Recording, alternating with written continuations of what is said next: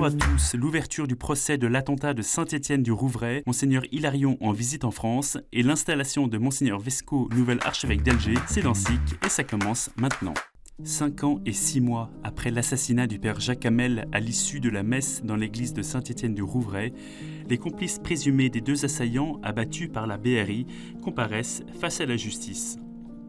À partir de ce lundi 14 février et jusqu'au 11 mars, la cour d'assises spécialement composée va juger les 4 accusés et tenter de comprendre ce qui a permis cet attentat. 3 d'entre eux, Farid Khelil, Yassine Sebaya et Jean-Philippe Steven Jean-Louis, sont dans le box des accusés. Ils sont jugés pour association de malfaiteurs terroristes criminels et encourent la peine de 30 ans de réclusion criminelle. Rachid Kassim, accusé également de complicité d'assassinat et complicité de tentative d'assassinat, est quant à lui présumé mort. Au cours de cette première semaine, les auditions s'enchaîneront pour comprendre la personnalité des accusés et recueillir le récit des témoins. Alors, que ceux qui sont responsables, s'ils peuvent demander pardon à tous ceux à qui ils ont fait de la peine, je pense qu'on aura gagné notre journée.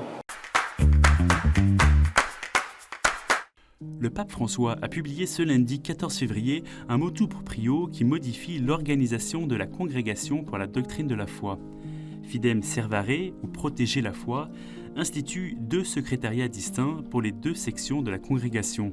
L'objectif est une meilleure promotion de la foi catholique et de l'autre, une meilleure promotion de la justice en leur donnant plus d'autonomie. La section doctrinale s'occupe des matières qui ont trait à la promotion et à la protection de la doctrine de la foi et de la morale. C'est l'objet premier de la congrégation. Le bureau des mariages, qui s'intéresse à certaines questions matrimoniales, comme les dissolutions de mariage in favorem fidei, entre 2 non-baptisés ou entre un baptisé et un non-baptisé, est intégré à la section doctrinale. La section disciplinaire, quant à elle, gère les transgressions à la foi et les plus graves délits contre la morale ou dans la célébration des sacrements, comme les cas d'abus sexuels. Le cardinal Ferrer est à la tête de cette congrégation depuis 2017.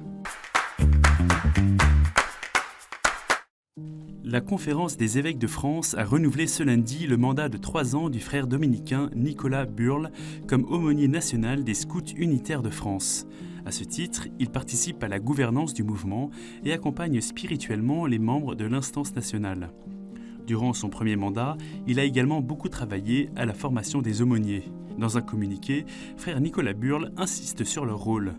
Vivre avec le Christ dans chaque activité scout, telle est la vocation pastorale de chacun des chefs du mouvement. Les aumôniers sont à leur côté pour les aider à faire grandir les jeunes qui leur sont confiés, afin de devenir des chrétiens engagés, responsables et heureux. Le mouvement, qui compte aujourd'hui plus de 32 000 membres, a fêté son 50e anniversaire en 2021. Le métropolite Hilarion Alfeyev, président du département des relations ecclésiastiques extérieures du patriarcat de Moscou, était en visite en France ce week-end. Samedi, une vénération de la Sainte Couronne d'Épines a eu lieu à Saint-Germain-l'Auxerrois à Paris, en présence du cardinal Kurt Koch, président du Conseil pontifical pour la promotion de l'unité des chrétiens, du métropolite Hilarion et de Monseigneur Georges Pontier, administrateur apostolique du diocèse de Paris.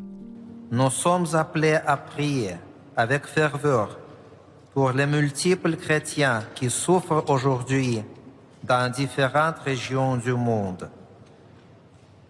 Nous prierons particulièrement pour les chrétiens persécutés d'Afrique, dans certains pays de lesquels on assiste à une véritable extermination de nos frères et sœurs. Nous prierons pour l'unité de l'Église, à laquelle la mauvaise volonté de certains et le désir d'agir selon l'esprit du monde continuent d'infliger des coups douloureux. Enfin, nous prierons pour la paix du monde entier, la stabilité des saintes églises de Dieu et l'union de tous.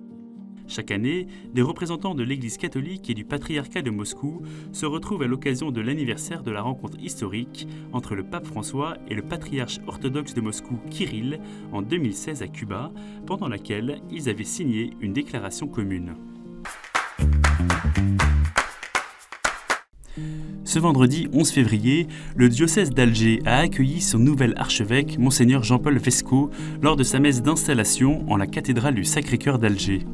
Natif de Lyon, ce frère dominicain est présent en Algérie depuis plus de 20 ans. Il était évêque d'Oran depuis 2012, avant d'être appelé à cette nouvelle mission à Alger, à la suite de la démission de Monseigneur Paul Desfarges ayant atteint la limite d'âge. À cette occasion, Algériens chrétiens mais aussi musulmans ont rempli la cathédrale pour accueillir leur nouvel archevêque. Alors, à l'imitation de Pierre,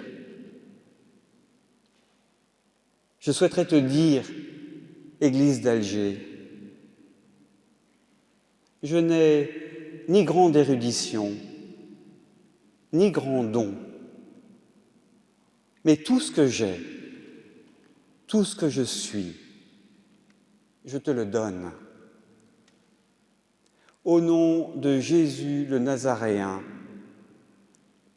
Église d'Alger, lève-toi et marche.